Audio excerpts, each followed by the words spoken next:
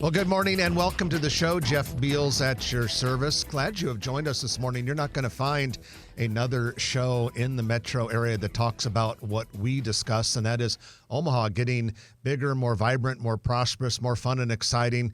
We're all about growth and development and making our city an even better place to live, work, and play. Thank you very much to our sponsors. Our title sponsors are Dingman's Collision Center with 4 metro area locations, soon to be 5, and Cheer Athletics, the nation's #1 all-star cheer gym.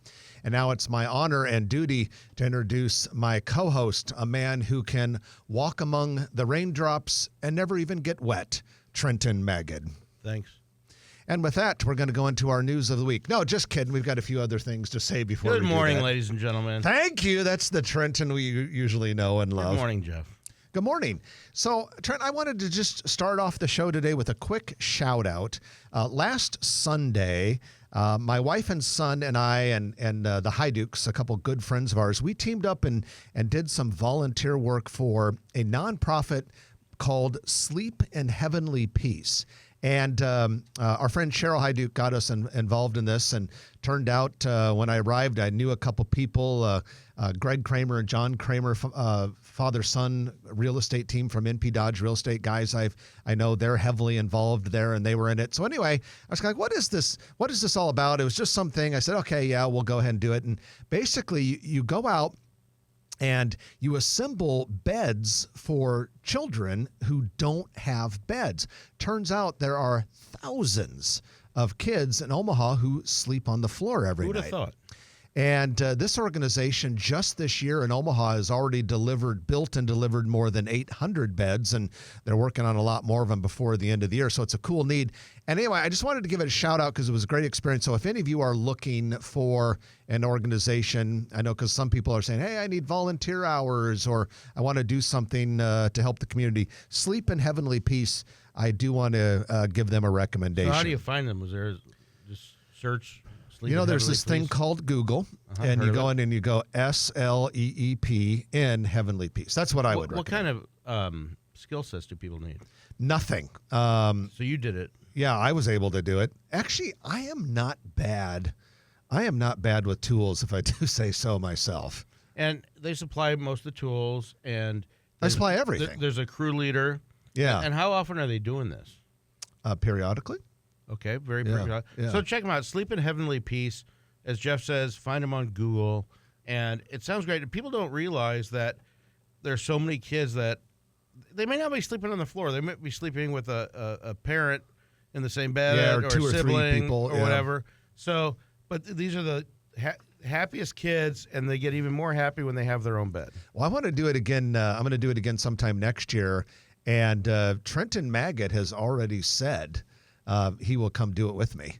And, Absolutely. So there's someone from Sleep in Heavenly Peace right now marking down their clipboard saying, okay, Trenton Magid just volunteered. I'm a little too easy to find, but I want to do it.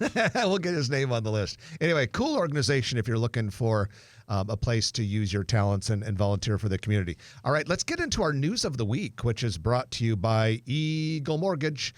Eagle Mortgage is run by Holly Schneiderwind, and she has a great team of mortgage brokers and support staff that really help you through the lending process. Buying a house is a big deal. For most people, it's the most expensive thing they buy. Most people only buy a handful of houses in their entire lives, and so you want to get it right. And the loan is a big, big and important part of it. Eagle Mortgage will sit down with you, and they'll find out what is unique about you in your home buying situation. Then they're not a bank, so they're not beholden to one bank. They shop the market and find the best bank for you. Doesn't matter whether you're VA, FHA, or conventional, Eagle Mortgage will help you with that. And you can find them super easily. Pop in the office, 114th and Davenport, or online at eaglemortgagecompany.com. They'll help you soar through the process. Amen. And with that, we've got our news for you, and we're going to start off today talking about the City Council approving $40 million in bonds to buy portions of the Crossroads site from Woodbury Corporation. Now, Woodbury is the Salt Lake City, Utah real estate developer, which has taken over the Crossroads project. They have a great track record of doing impressive mixed-use projects like Crossroads is envisioned to be. And of course, if you don't remember, this is going to be an $862 million project. I remember when it was less than $400 million. Well, times Which change. was about 5 years ago.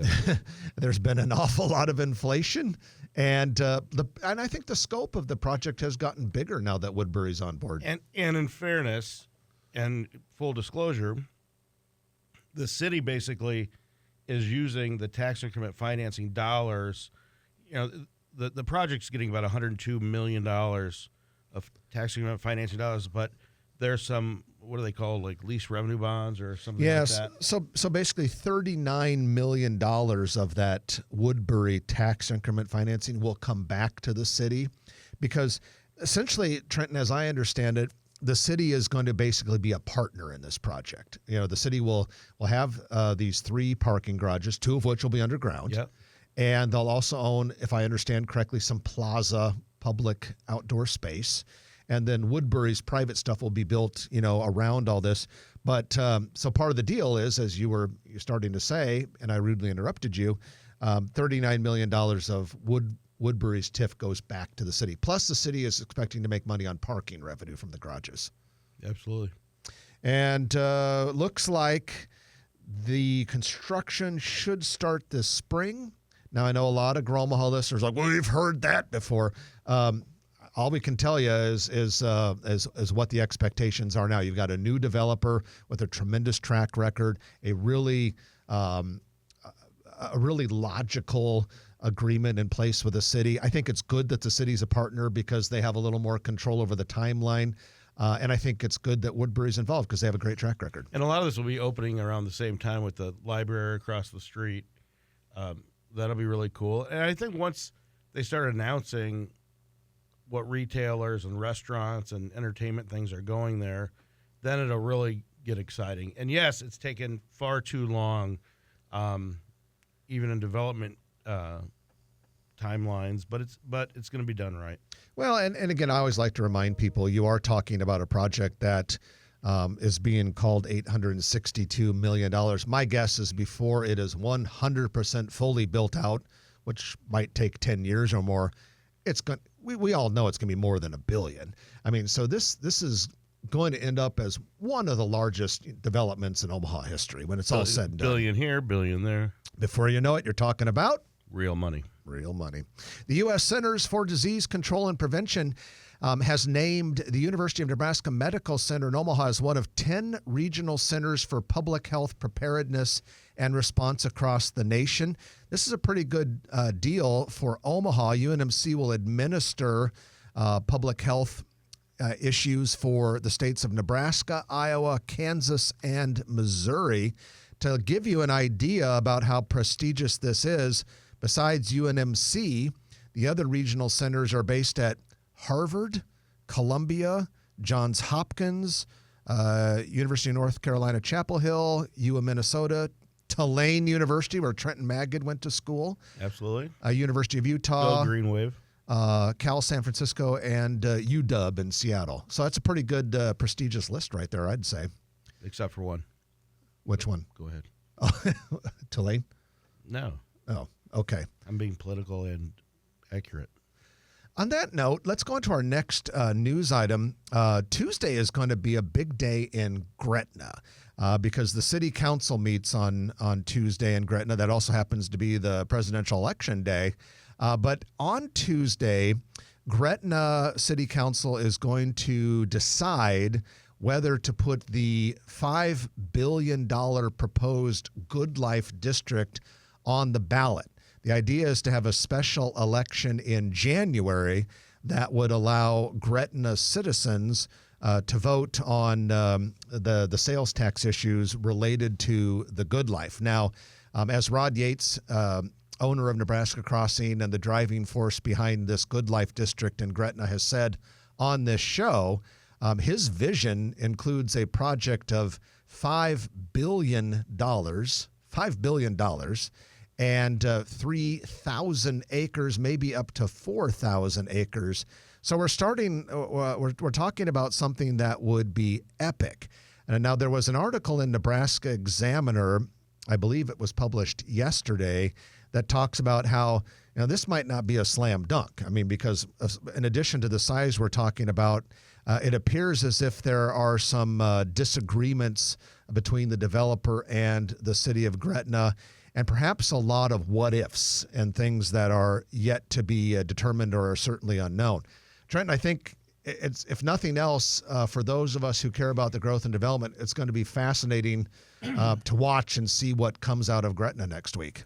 Absolutely. I might attend. It's election night, but the agenda is out there. The City Council of Gretna's agenda is out there, and I think it's item 4. It's going to be very interesting, and I'm sure there's going to be a lot of public comment. And I know they say size matters, and believe it or not, I think sometimes you can be too big.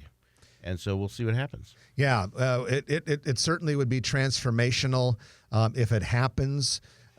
My guess is that if this Good Life District happens in Gretna, it'll be great, it'll be cool, it'll be big, it'll be impressive, but it won't be as big as initiated or as envisioned, at least initially, and would probably, if it does get to the point where it's 3,000-4,000 acres, that would probably have to come over years and years of evolution. Well, and I'm not sure, I haven't seen any legislation, maybe it's out there, amendments or anything like that, that says that they can go beyond 2,000 acres. And 2,000 acres, ladies and gentlemen, it's a lot. It's like 3 square miles, 640 acres per mile. Yeah. And that's a good way to look at it, because I think a lot of times people hear, 2,000 acres, and you hear about very large farms being 2,000 acres, or you hear about cattle ranches in the Nebraska Sandhills being 50,000 acres. And you're like, what does that mean? But when you say that it's several square miles, we're talking about a lot of I mean, land. the city of La Vista is probably 2,200 acres. To give you an really? idea. Isn't it kind of a long, skinny? Yeah. Oh. But it's about 2,200 acres. That's it? I believe so. Someone can okay. correct me if they want, but I think that's it. Well, if Mayor Doug Kindig is listening, maybe he will text you. I'll probably hear a buzz.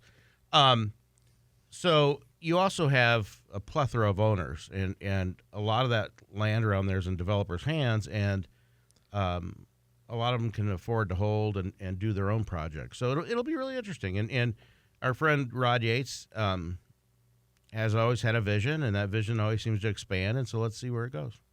Elkhorn Center is a 72-acre mixed-use development planned just south of Elkhorn South High School. Now, this development would include a mix of light industrial, retail, and multifamily buildings. In fact, the light industrial might be the predominant use there, because it's calling for, the documents submitted to the city at least call for 180,000 square feet of it, spread over 8 buildings, including 6 small buildings of 16,000 square feet each. So it sounds kind of like a lot of flex space, if that would make sense. Retail development would total nearly 120,000 square feet. The residential part of it would be a 144-unit apartminium development. Now, we've been hearing this term apartminium lately. And condominium and what do they call them? Oh, residential. Residential is when you combine residential and commercial. And barn dominium, where you have like a rural style condo that might also have like space for your, I don't know, your ATV and my friend your Andy boat in a is garage. building one of those. At any rate, I don't think there are any barn dominiums at Elkhorn Center, but 144-unit apartminium project. And when they use that term, they're talking about apartments that have the feel of a condo, and that's where that term comes from.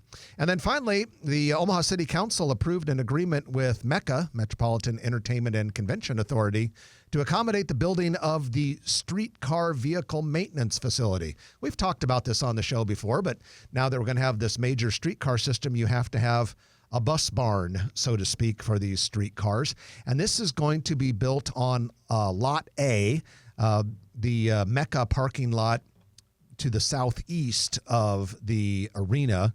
It's probably the least known parking lot of all the MECA parking lots. It won't take the whole lot, just part of it, an area located next to an existing OPPD substation.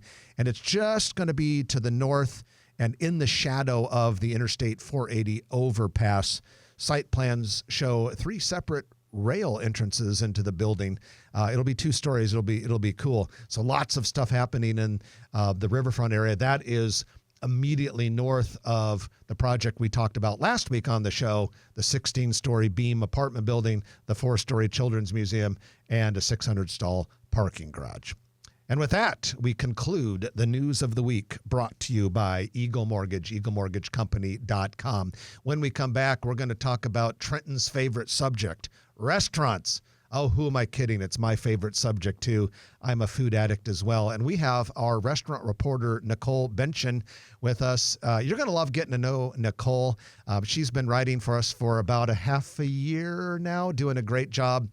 And a lovely, fun person. And we're going to talk to Nicole about the restaurant news and about restaurant business. So stay with us. You're listening to Grow Omaha, brought to you by Dingman's Collision Center and Cheer Athletics on News Radio 1110 KFAB. And welcome back to the show. Jeff Beals and Trenton Magid sitting with you, broadcasting from the KFAB studio high above Underwood Avenue in beautiful downtown Dundee. Brought to you by Dingman's Collision Center and Cheer Athletics. Dingman's is the company you want to have front and center in your mind anytime you have a cosmetic problem with your automobile. Fender benders, door dings. If one of those terrible persons keys your car, take it to Dingman's. Or if you're in a bad accident, they'll take care of that as well. 4 metro area locations. We're going to talk about restaurants, one of our favorite subjects, and we have with us Nicole Benchin. She is our restaurant reporter on Grow Omaha. Good morning, Nicole, and welcome to the show. Thanks for having me. Well, we kind of wanted to just introduce the Grow Omaha community to you. We're thrilled to have you as our restaurant reporter, and you've been writing retail. And retail, yep. And you've been writing for us for about a half a year now.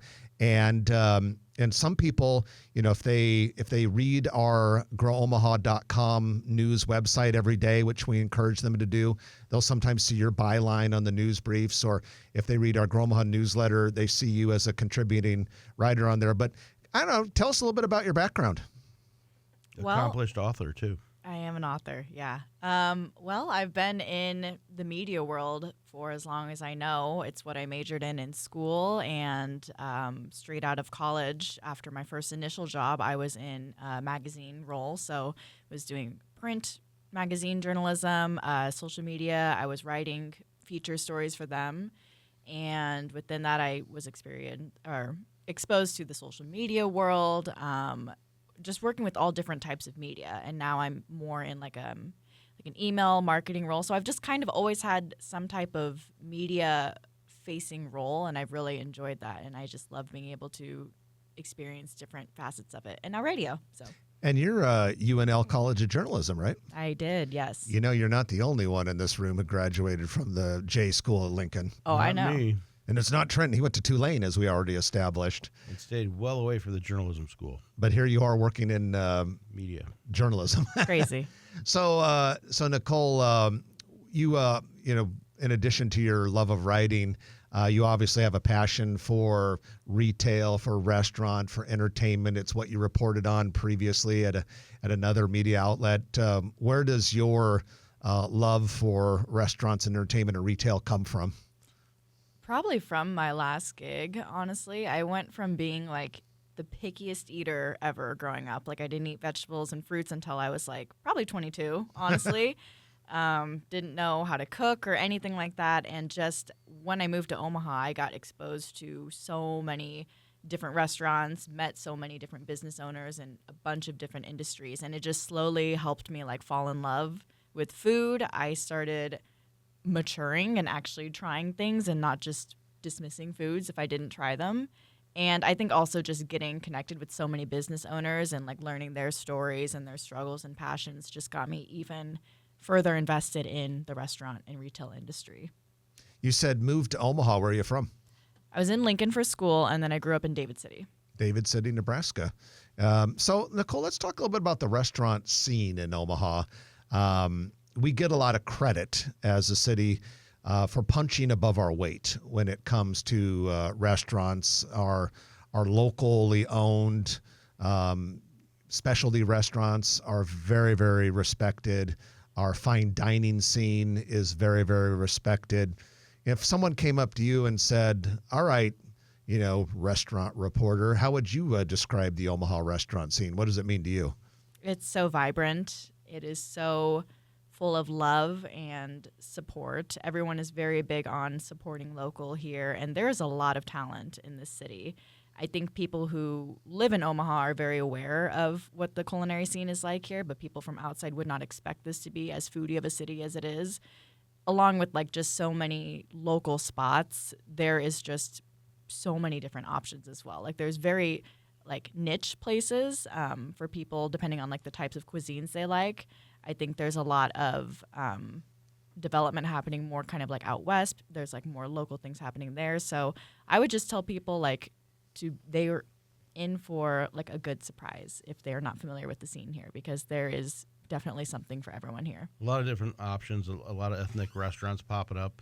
And I think we'd be remiss if we didn't talk about how lucky we are to have the Culinary Institute at Metro College, in that most restaurants have great service, very well-trained staff and chefs and everything around that it really stands out if you have a bad meal or bad service at an Omaha restaurant, because they do their work. So we are going to take our middle of the show break, but when we come back, we're going to we have a couple news items, and we have the Noddle Company's commercial real estate development report, but we're going to talk more with Nicole Benchin, our restaurant reporter, about the restaurant scene, and we'll address an elephant in the room. Why have so many restaurants closed lately? Hate to see that. At any rate, a lot more to come. Stay with us. You're listening to Jeff Beals and Trenton Magid on Grow Omaha. We're brought to you by Dingman's Collision Center, along with Cheer Athletics on News Radio 1110 KFAB. And welcome back to the show. Jeff Beals and Trenton Magid here in the KFAB studio. We're brought to you by Dingman's Collision Center and Cheer Athletics, the nation's #1 all-star cheer gym. They're located, the Omaha location that is, at Highways 50 and 370 in Papillion. And they are the place to go if you want to get your kid involved in an amazing experience that teaches teamwork and leadership and competition and works on confidence and physical fitness and communication skills and everything else. So just go to CA Omaha, that stands for Cheer Athletics, caomaha.com, and you can get involved in the All-Star Cheer Revolution. Well, it's time for your Noddle Company's Commercial Real Estate Development Spotlight of the Week, which is brought to you by Noddle Companies, the area's premier real estate development firm. And Noddle Companies has projects all over town. I mean, you could even go out to the Papillion-Gretna area, and the Steel Ridge is there, where all those new car dealerships have opened recently. You could go to West Village Point, and they've got the Village Point Medical Campus there. Downtown, Builders District. Across the river. River's Edge, many, many others. But today, we're going to talk about Exarban Village, because on this segment, we like to talk about development news, Grow Omaha type news in or around a Noddle Company's project. And it's not hard to do this because there are so many of them. But we're going to be talking about something going on at Exarban Village area. On the corner of the Exarban Village area, there's a retail strip, 72nd and Pacific, called the Shops of Exarban. So it's kind of part of that whole Exarban neighborhood there. And we've got some big retail news. Total Wine opened on Thursday. Yes, they opened on Thursday. So they've only been open for a couple days now. And this is in the former Bed Bath & Beyond space. And like I said, southeast corner of 72nd and Pacific. Bed Bath & Beyond has between 200 and 300 locations in 28 states. It's based in Maryland. This is the first one in Nebraska or Iowa. Closest existing locations are in Kansas City, Minneapolis. And I got to tell you guys, Nicole Benchin, our restaurant reporter, is here in the studio with us. I went yesterday over the lunch period to go grab a quick photo because we had a story about it on growomaha.com yesterday. And so I went over to get a quick photo, put it on social media, and I may have actually purchased some product. You imbibed? I imbibed, yeah. So, and I tried it last night. It was good product. I think I have it on good authority. I believe they do not take the 20% off Bed Bath & Beyond mailers and coupons. So if that sound you hear of everybody dumping 1,500 of those coupons, my mom collected those things like playing cards. Huh. No, I was there yesterday. I did not see anyone asking if they would take the Bed Bath & Beyond coupons. But there weren't a ton of people there yet. I don't think, because this was before I had pushed go on the news brief. So I don't think a lot of people knew about it yet. It was kind of a quiet opening. If it's not on Grow Omaha, nobody knows about it. But that is your Noddle Company's Commercial Real Estate Development Spotlight of the Week. You can learn more about them by going to noddlecompanies.com. Well, like I mentioned, we have Nicole Benchin with us. She is our Grow Omaha restaurant and retail reporter. And Nicole, I tell you, we're a very positive media outlet. We're called Grow Omaha, for crying out loud.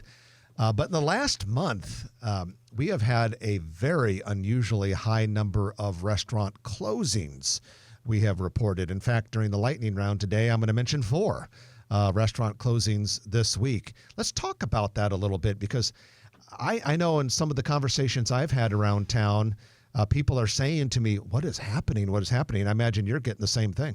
Yeah, I've had some people ask me, okay, what's the actual, down low? Why are these places closing? What do you know? And I know as much as I report. Yeah, it's a part of my job with Grow Omaha is to report on any sort of breaking news. And it is really sad and unfortunate when it is closures, and especially with how many there's been. I just feel like it's a mix of economy and, like we talked about, maybe staffing issues, and sometimes even location, I feel like, can have a big impact. It could be this wonderful restaurant concept or retail concept, but if the location's not right with the target audience, that's not going to mesh well. And so when a lease is up, sometimes it's a better decision for them to step away, unfortunately. Trenton, why do you think so many restaurants have closed lately? I think she's got it right. And I would add to that is that sometimes, leases come up, and sometimes landlords have different ideas, or they need the space to expand. And by the way, I want to bring up before we forget is that we posted that Blue Sushi out at Legacy is very popular, and the reason why they're temporarily closed is because they're adding 2,000 feet. They're so popular. The sign is temporarily down, and I don't know what it says. All I know is that my wife called panicking because it's one of our favorite places, and I talked to the owner of the shopping center, and it will be open before Thanksgiving, bigger and better than ever. But I would tell you that all those things, are we over-restauranted? Maybe. And let's see what happens after Christmas, because usually in January we hear about some restaurant closings, and that's what kind of concerns me, Jeff, is this the calm before the storm? That is a good question, because I've been contemplating the same thing too, because we have reported in the last few weeks a lot of them. More than a dozen that have closed in the last few weeks. And, I think Nicole mentioned that location for some of them is part of the deal, but I think you can't underestimate the role that inflation has had. We've had this inflation problem for a few years now, and it's actually not as bad now as it was a year or 2 or 3 ago. But it takes a while sometimes for it to catch up to people. And I think it's catching up to people. And then, last night, Stephanie and I went out for a happy hour thing before we had this thing to go to. And it was packed at the place we went to Backlot. It was packed. And a lot of places are. But it's not cheap to go out to dinner anymore. No question about it. But a lot of the good news is that restaurateurs and entrepreneurs are eternal optimists, and even at 15th and Farnham, where our friend Alex just closed Untamed Kitchen, he's already talking about another concept for that very location. So I think that I think that you'll see where there's a kitchen and there's a hood and there's a grease trap, there's already plans for it, and usually multiple plans. So we'll get some new restaurants in the old spaces. Well, it's time to break for the lightning round, but it's going to be a little shorter than I thought, because Trenton has already scooped a couple things on the lightning round, talking about Baby Blue and Untamed Kitchen a little early. I didn't get a syllabus or an agenda before the show, ladies and gentlemen. But anyway, I'm looking at the list, and there's still some things on it for us to share can with you talk in the about next Jeff. segment. No, actually, we have a lot of things still left on the lightning round. We're going to have Nicole Benchin stay with us, our restaurant reporter, because she may have a few thoughts on some of these news items, many of which have something to do with restaurant or retail. I thought it was called the light round. That's why. Yeah, it's getting lighter and lighter all the time if you keep scooping all the things that are on it. At any rate, it's brought to you by Perkins Kreitzer Construction. You're going to love what's left of it. So stay with us. You're listening to Grow Omaha, brought to you by Dingman's Collision Center and Cheer Athletics on News Radio 1110 KFAB. It's time for your Perkins Kreitzer Construction Lightning Round, in which we talk about a lot of things in a short period of time. Thanks to Perkins Kreitzer Construction for making this possible, being our sponsor.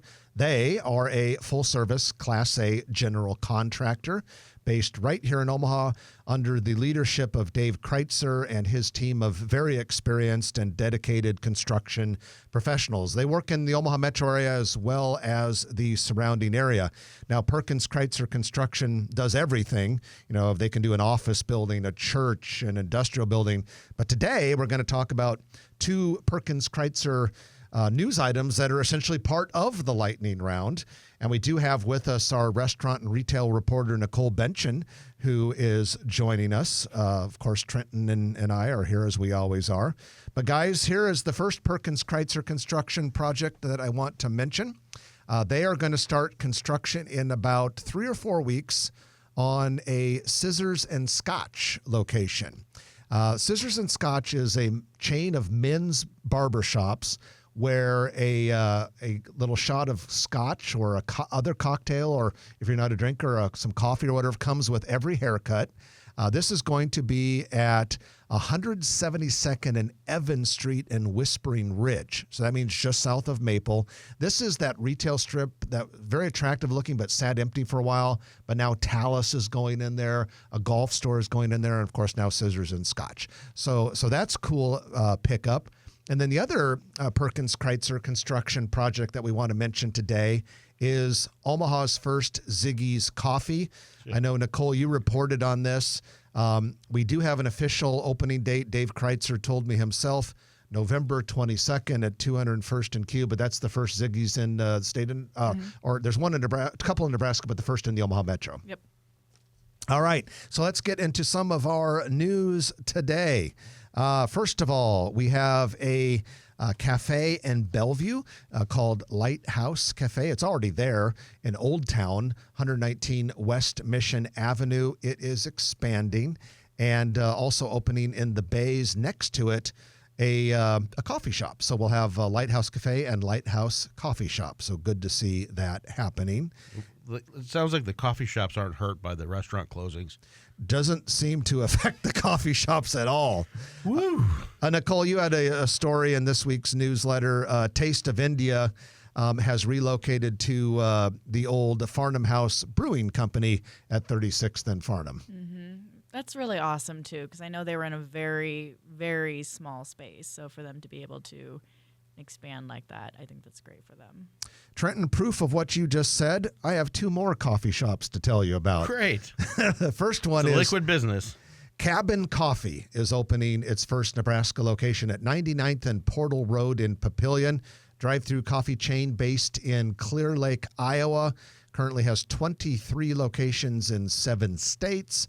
Closest existing locations are in Winterset, Iowa, and Savannah, Missouri, opening in January. But wait, there's another.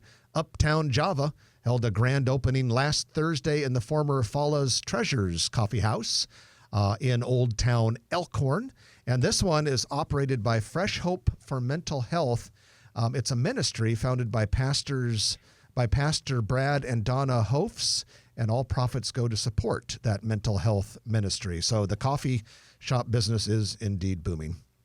Nicole, Prehistoric Putt is opened a couple of days ago, November 1st. That's a big deal in the old Nobby's building. It is. Yep. Where Izzy's was going to be, too. Yep.